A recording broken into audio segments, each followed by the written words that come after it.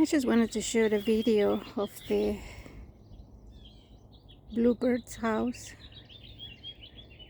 This beautiful house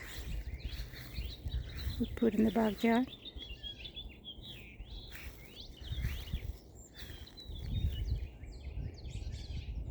Very well mounted. So it's pretty safe.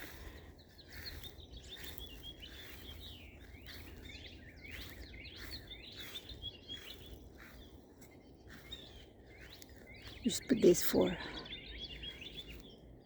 the rain provisionally, but I'm gonna take it off.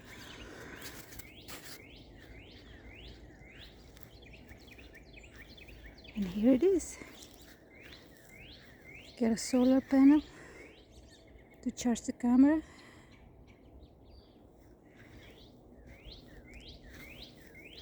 And so far, they're building their nest.